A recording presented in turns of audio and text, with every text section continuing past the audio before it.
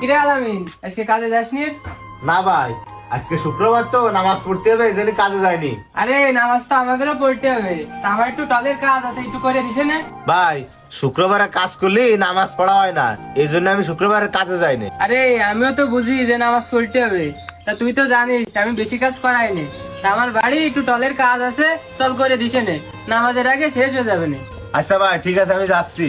আর আজকে তো 8 বার বাজার করতে হবে, কাজ শেষে আমার টাকাটা দিয়ে দিয়ে নেন, আমার বাজার করতে হবে। আচ্ছা ঠিক আছে, তুই চল, কাজ শেষ করে আমার বাড়ি যাস নে, আমি টাকা দিয়ে দিবা না। আচ্ছা চলেন।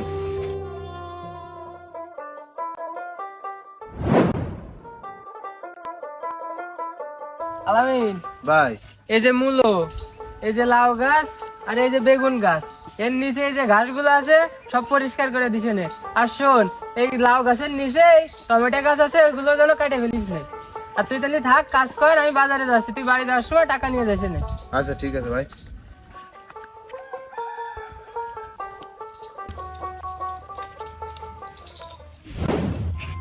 ভাই দাঁড়ান, আপনারা তো আমি খুঁজে বেড়াচ্ছি। ভাই, বাড়িতে সে কুটুম হয়েছে আপনার শ্বশুর বাড়িতে, ভাবি কয়েছে বাজার সাথে করে যাচ্ছি। ও, তা আমার কাছে 1000 টাকা আছে, এই টাকা তো আলামিনের জন্য রাখিলাম, ও কাজ করতেছে, ওরে দুপুর বেলায় দিতে হবে। ভাই, আলামিন তো নিজে গেল, আলামিনে পরে দিল না, আপনাকে বাজার কিনে আসে। তাহলে তাই কর, মানে তাহলে শোন, বাড়ি যে তোর ভাবিরে কবি ডয়ারে 1000 টাকা আছে, ওইটা দিতি, ওইটা দিয়ে বাজার করে আয়, আমি বাজারে যাচ্ছি। আল্লাহু আকবার, আল্লাহু আকবার। যাক, সঠিক সময় কাজটাও শেষ হয়ে গেল, আবার আজানও দিয়ে দিল। তার কাছে টাকাটা নিয়ে বাড়ি যায়, যাই নামাজ পড়ে আসে, আবার তো বাজার করতে যেতে হবে, যায়।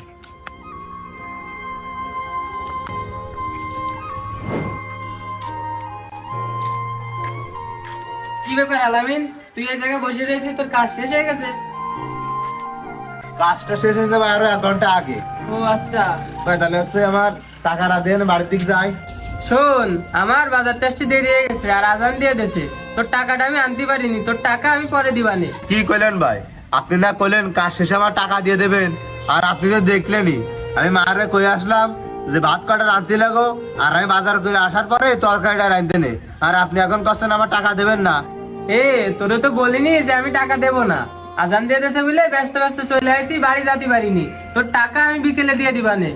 আচ্ছা ভাই, ঠিক আছে, আমি চলে যাচ্ছি, আর বিকেল বেলায় আপনি টাকা দিলে বলে আমি বাজার করবো। আচ্ছা ঠিক আছে, তুই নামাজ কালাম পড়ে আয়, আমি টাকা দিবানে। আচ্ছা ভাই, ঠিক আছে। ভাই, সে হুলোটে সোহান ভাই টাকা পাইতো, সে টাকা তো চাচ্ছিল। সোহন ভাই এমন সময় টাকা চেয়েছে, কাছে একটা টাকাও নেই। ভাই, আমিও তো আপনার কাছে টাকা পাতাম, তা তো সে দিলেন না আমার টাকা। পরে দিবানে, কাছে টাকা নেই এখন। ভাই, কি ব্যাপার আলামিন? ভাই, এই যে আপনি আসতে বলিলেন টাকা দেওয়ার কথা ছিল। আলামিন, তুই এমন সময় আইছিস, এর কাছে তো টাকা নেই, তা তোর টাকা 2 দিন পরে দিলে হবে না নে? কি করছেন ভাই, আপনি এখন টাকা দিতে পারবেন না?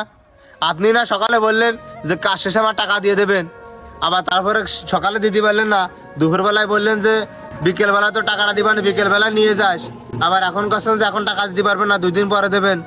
আপনারা আমি তো বললামই যে আপনার টাকা নিয়ে আমি বাজার করব, তারপরে বাড়ি এসে আমার আম্মু রানবে। আসলে আলামিন, তোর জন্য 1000 টাকা রাখিলাম, তা বাড়ি আত্মীয় স্বজন হয়েছে, এজন্য খরচ হয়ে গেছে, তাই জন্য তোর টাকা সময় মতো আমি দিতে পারিনি। আপনার বাড়ি আত্মীয় স্বজন আছে, আপনি আমার আগে বলতে পারতেন, খামাখা আমারে এত ঘুরলেন কি জন্য?